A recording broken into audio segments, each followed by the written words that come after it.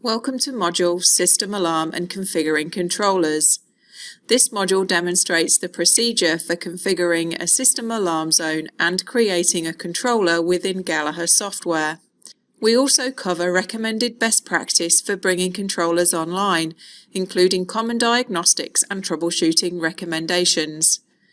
A system alarm zone must be applied to all Gallagher hardware, doors, inputs and outputs that are created in the system.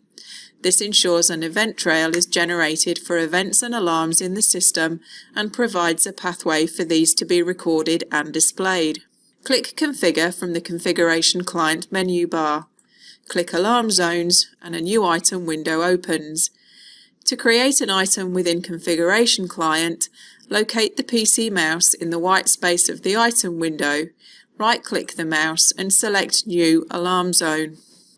In this example, we'll name this Training Controller System Alarms.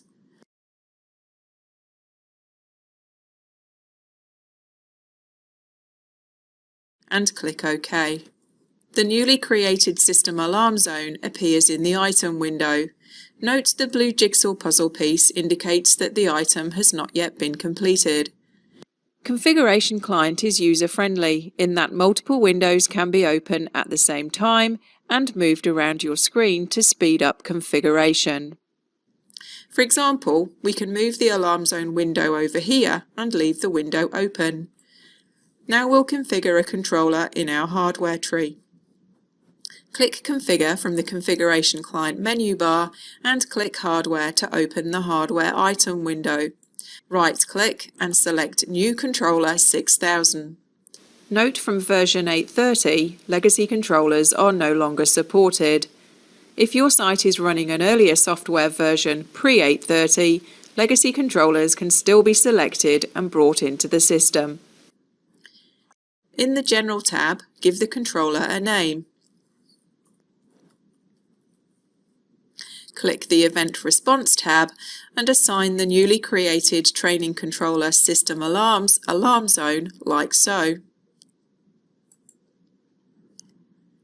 Click the Setup tab. In our example, and also when you come to complete the certification, the time zone for the controller is set to Universal Coordinated Time. In the online certification environment, leave this time zone as UTC. However, at site you can configure controllers to follow local time zones for the geographical area where they are located. Configure RS4851 and RS4852 tabs according to the type of devices configured to each bus.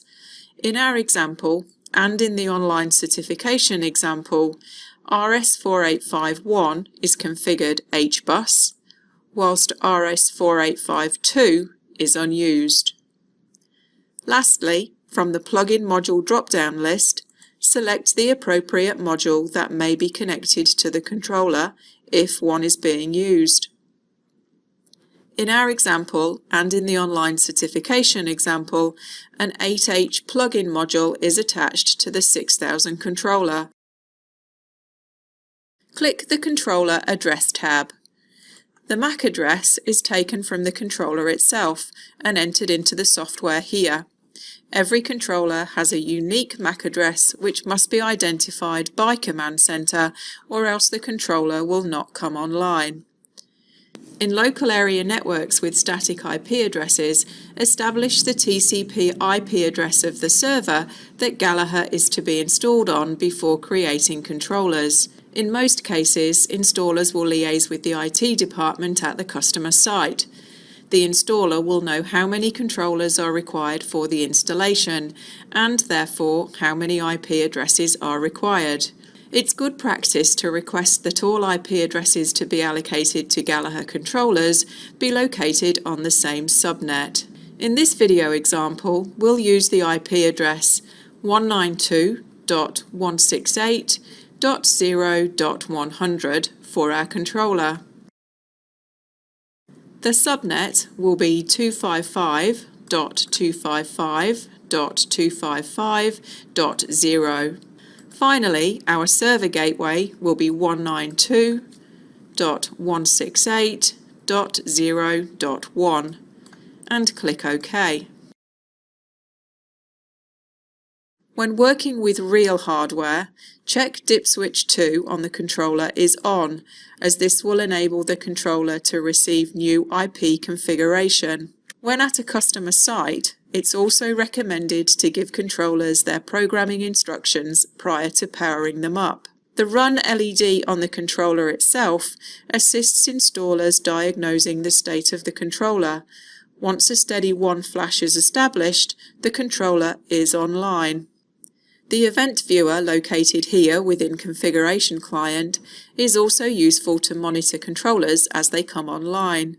Details of system messages relating to the controller coming online can be viewed.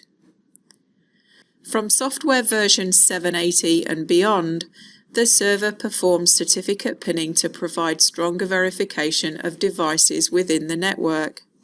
This means an invalid certificate alarm may display, indicating the controller is being prevented from coming online due to certificate pinning being required. A manual override step can be completed by going into the Status and Override tab of the controller, selecting the Revalidate Certificate Override and clicking Override Now. The controller is now online. A system alarm zone must also be assigned to a controller in order for the controller to display events and alarms onto the alarm viewer or panel. Within the Alarm Zone item window, double-click the Training Controller System Alarms Alarm Zone. Select the Connections tab and assign the appropriate controller from the drop-down menu and click OK. Think of this as a double handshake between a controller and its system alarm zone.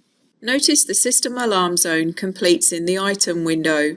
The blue jigsaw puzzle piece is now replaced with a green light indicating item completed. Should you be upgrading the software on controllers up to version 8.20, please be aware that the operating system also upgrades from Windows CE to Linux through automatic execution. Once the controller 6000 has been upgraded to version 8.20, it is no longer possible to downgrade the controller to earlier software versions.